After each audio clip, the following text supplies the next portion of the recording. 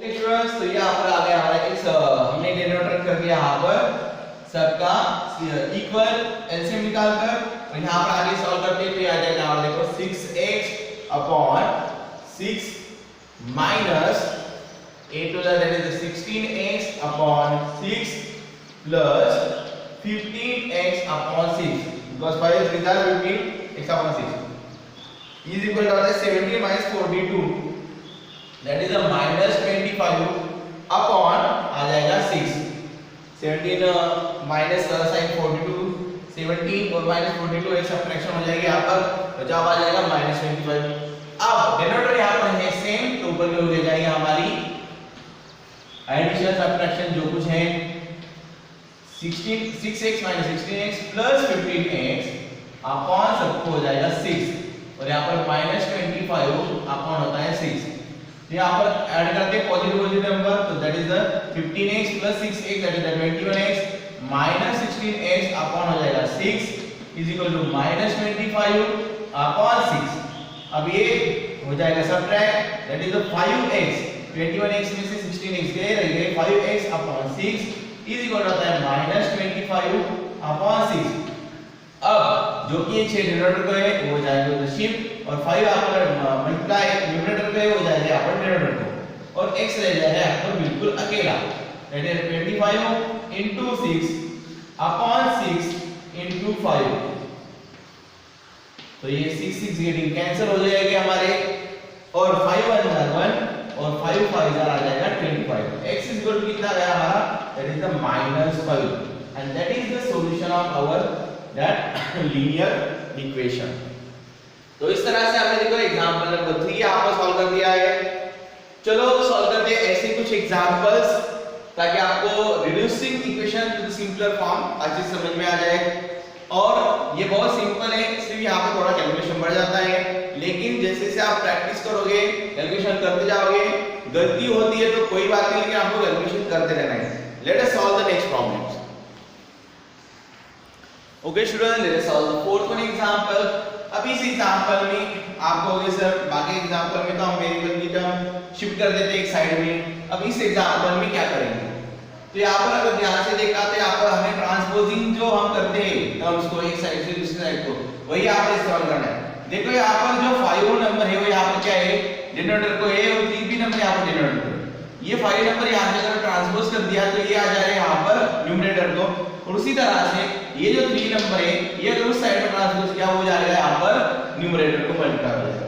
That means आगे की step आपको इस तरह से होगा कि 5 मल्टीप्लाई हो गया इस तरह से, तो let's solve that problem. That 5 हो जाएगा मल्टीप्लाई x माइनस 5, उस तरह से ये 3 भी आपको हो जाएगा ट्रांसपोज उस साइड में और 5 हो जाएगा ट्रांसपोज इस साइड में। तो 3 से मल्टीप्लाई होगा इसको 3 in the bracket x minus 3, और जब हम इसको सॉल्व करेंगे तो बिल्कुल सिंपल फॉर्म में हम इसको करना आसान हो जाएगा। तो 5 से मल्टीप्लाई करते हैं तो आ जाएगा देखो 5x माइनस 5 5 25।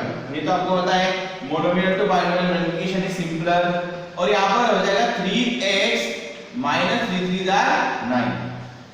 अब यहां पर अब आपको आएगा समझ में कि बिल्कुल हम यहां पर हमारे टर्म्स में जैसे आया है, और अब इस वेरिएबल्स को एक साइड में ले सकते हैं। दैट इज द 5x, ये 3 शिफ्ट कर देते इस साइड में, that is the minus 3x, और is equal to minus and x के रखेंगे इस साइड में, और माइनस 25 हो जाएंगे उस साइड में शिफ्ट, तो ये हो जाएंगे प्लस 25। क्या हो गया यहाँ पर प्लस 25। 5x माइनस 3x हो जाते हैं हमारे यहाँ पर 2x, और यहाँ पर माइनस है और 25 है पॉजिटिव, तो जवाब आता है हमारे यहाँ पर 16। कितना जवाब आता है 16। तो अभी x इक्वल टू क्या आएगा? अभी तो बिल्कुल सिंपल है, 16 2 यहाँ पर मल्टीप्लाई हो जाएगा, divided 2 1 1 2 8 16। That is our answer is x is equal to 8। तो इस तरह से हमने सॉल्व किया हमारा एग्जांपल नंबर 4।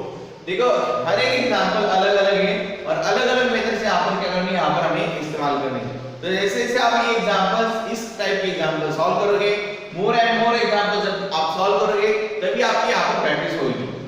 अभी चलते हैं हमारे next problem, that is example number 5 के ऊपर। चलो 5th वन एग्जांपल है, इसको सॉल्व करने की कोशिश करते हैं। क्या दिया हमें? दिया है हमें देखो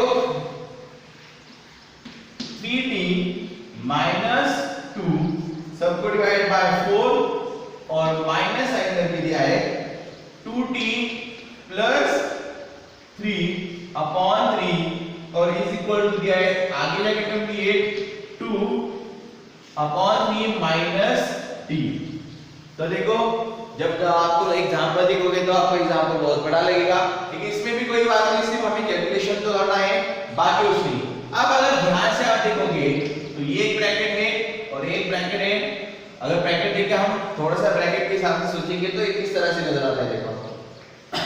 तो यहाँ पर अगर आप इस तरह से लोगे तो ये t/1 भी होगा यहाँ पर। तो पहले तो हम सॉल्व करते हैं इस सारी टर्म्स को और सॉल्व करते हुए यहाँ पर सॉल्व करेंगे। अगर आप ध्यान से देखोगे, ऑब्जर्व करोगे एग्जांपल को, तो आपको सॉल्यूशन धीरे-धीरे नजर आने लगेगा। अब क्या करना है हमें, देखो यहाँ पर हम कर सकते हैं, देखो क्रॉस मल्टीप्लाई, इस 3 से मल्टीप्लाई करेंगे इधर, 4 से मल्टीप्लाई करेंगे इधर और 3 और 4 को मल्टीप्लाई कर सकते हैं आप। तो वही करेंगे हम यहाँ पर।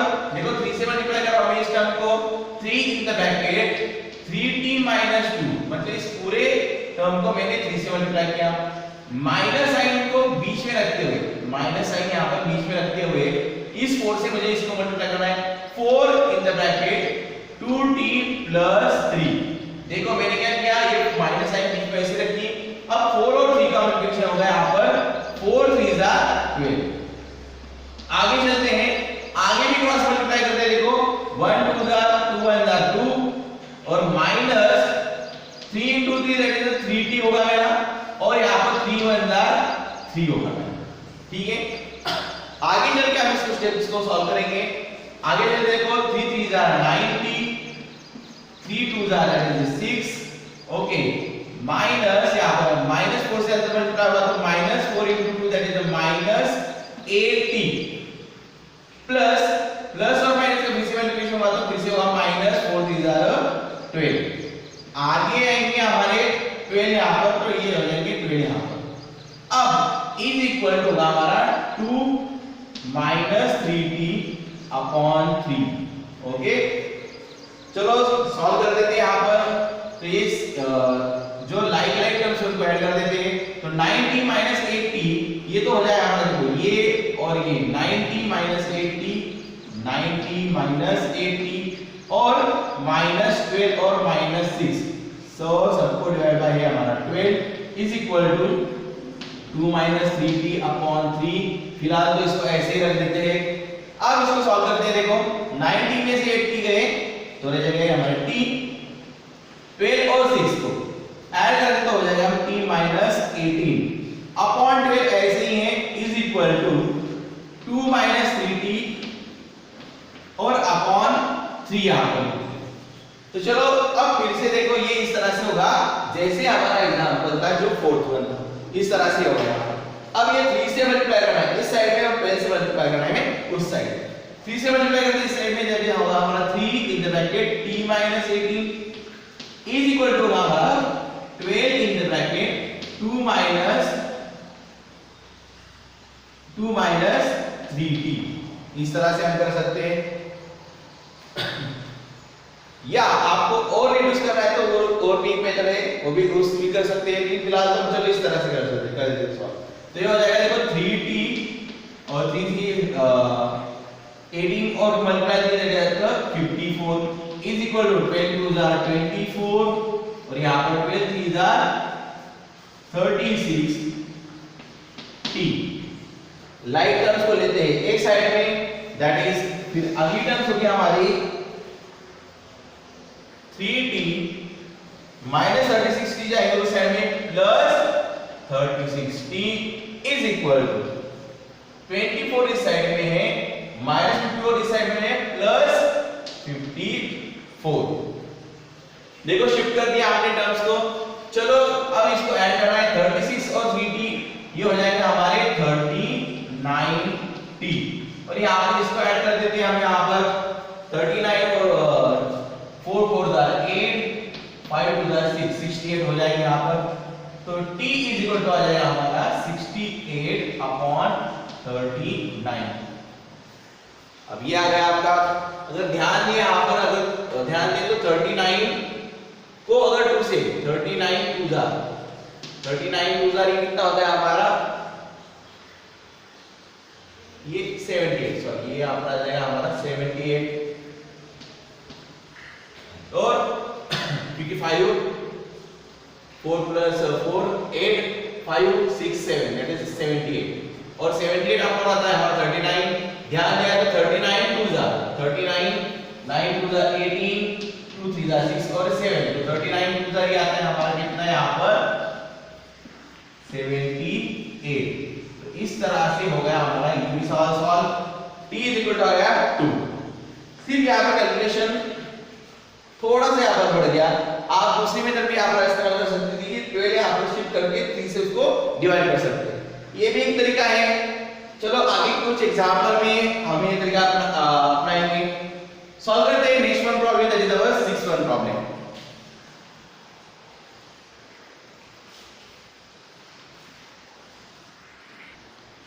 Okay students, so let's solve the 6th problem. देखो यहाँ पर दिया है m minus m minus 1 upon 2 is equal to 1 minus m minus 2 upon 3। अगर थोड़ा सा ध्यान दे तो ये टर्म्स हमें थोड़ी सी अलग अलग लगने लगेगी।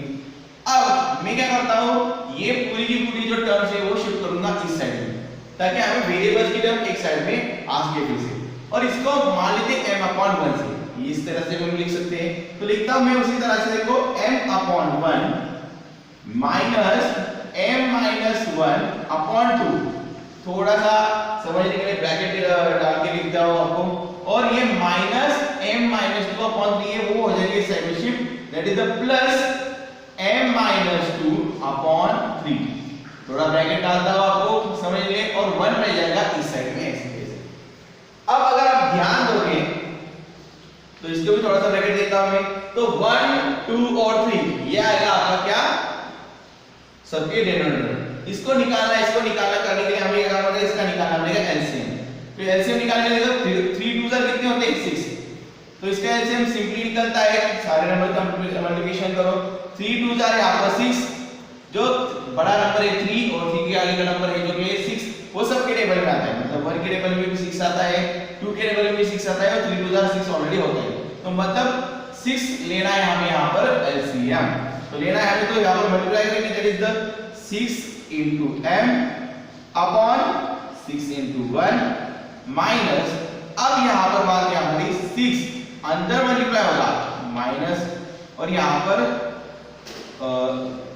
3 से होगा क्योंकि हमें 6 करना है, तो 3, और यहाँ पर 3 into 2, और प्लस आगे भी यहाँ पर 2 से मल्टीप्लाई होगा m minus 2, और नीचे का 2 into 3 दैट इज आवर 6, और 1 जैसे जैसे आ रहे थे साइड। अब देखो ये आगे मल्टीप्लाई होगा तो होगा हमारा 6m upon 6 माइनस ये कर देते हैं आगे, तो 3m, तो हो जाएगा 3m माइनस, ये ब्रैकेट में रहेगा हमारा 3m माइनस 3, सबको डिवाइड हो जाएगा यहाँ पर 6, और प्लस यहाँ पर 2 भी अंदर मल्टीप्लाई होगा, तो 2m माइनस 2 2 4, और सबको divide by 6 is equal to लिख दिया मैंने यहाँ पर 1 यहाँ पर। अब ये करेंगे हम सॉल्व, तो 6 यहाँ पर डिनोमिनेटर हो गया सबका सेम, तो ऊपर के नंबर की एडिशन सब्ट्रैक्शन हो सकती है। तो देखो क्या होता है यहाँ पर 6m minus in the bracket 3m minus 3 plus 2m, okay 2m minus 4 सबको डिवाइड बाय 6, और इज इक्वल टू आएगा आपका 1। ब्रैकेट सॉल्व कर देते हैं, 6m minus 3m minus minus होगा प्लस 3 प्लस 2m, और प्लस माइनस होता है तो माइनस ही 4 अपॉन यहाँ पर 6 इज इक्वल टू 1। ओके ऊपर सॉल्व करते हैं, लाइन टर्म्स को इस साइड में लिखते हैं, 6m minus 3m plus 2m, और यहाँ पर प्लस 3 और minus 4 upon 6 is equal to 1। 6m 3m और 2m, तो यहाँ पर एडिशन होगी यहाँ पर इस टर्म्स की, 6m 6 प्लस 2m होता है हमारा 8m में से 3m गए तो ले जाते हैं यहाँ पर 5m, डायरेक्टली क्या बच्चों So I hope so समझ में आएगा। माइनस यहाँ पर 3 - 4 माइनस रहता है 1/6 इज इक्वल टू 1। तो 5m - 6 होता है, तो 6 यहाँ पर उधर शिफ्ट हो जाएंगे, तो 5m - 1 is equal to 1 into 6। Okay, तो 5m - 1 इज इक्वल हो जाएगा 6। अब ये -1 हो जाएगा उधर शिफ्ट, दैट इज ये -1 होता है शिफ्ट वहां पर, तो 5m इज इक्वल होगा हमारा 6 + 1। तो m इज इक्वल टू आता है हमारा, देखो 5m इज इक्वल आ जाएगा हमारा 7। आगे सॉल्व करते हैं, 5m इज इक्वल आ जाएगा 7, तो m इज इक्वल आ जाता है हमारा 7 डिवाइड बाय 5, क्योंकि 5 इधर क्या है मल्टीप्लाई हो जाएगा, हो जाएंगे डिवाइड, तो 7 हो गया। m is equal to 7/5। m is equal to कितना है हमारा 7/5, and that is the solution of our, that is the example number 6। Okay students, अब एक बात ध्यान में रखो कि ये जो ऐसे प्रॉब्लम्स है reducing equations to simpler form, तो आई होप सो ये 6 एग्जांपल जो हमने यहाँ पर सॉल्व किए ये आपको अच्छे समझ में आ चुके होंगे। कैलकुलेशन, कुछ स्टूडेंट्स को लगता होगा कैलकुलेशन कितना सारा है सर, बहुत सारा कैलकुलेशन करना पड़ता है, तो हाँ ये कैलकुलेशन आपको करना है स्टूडेंट्स, क्योंकि ग्रेड आगे की जो ग्रेड है आपकी ग्रेड 9th और 10th में, इसके ऊपर ही जो अलजेब्रिक इसके आगे के टर्म्स के एग्जांपल्स आपको आते हैं, और जितना आप प्रैक्टिस करोगे कैलकुलेशन की, कोई बात नहीं आपका गलत आता है, आपको थोड़ी देर लगती है सॉल्व करने में, कैलकुलेशन बढ़ जाता है, कई पर छोटी-छोटी सी मिस्टेक्स हो जाती हैं, तो कोई बात नहीं है, लेकिन यहाँ पर कोशिश छोड़नी नहीं है, आपको अच्छे से हमेशा कोशिश करनी है, और कोशिश करते हुए एग्जांपल को सॉल्व करना ही है। जितना हो सके आप प्रैक्टिस मोर एंड मोर, अगर आप प्रैक्टिस करोगे उतने आप परफेक्ट होते जाओगे इस अलजेब्रा में, अलजेब्रिक इक्वेशन सॉल्व करने में। तो I hope so you understand that all examples nicely. Still, if you have any query or doubt, you may call me or you may WhatsApp me or message me. Okay, take care.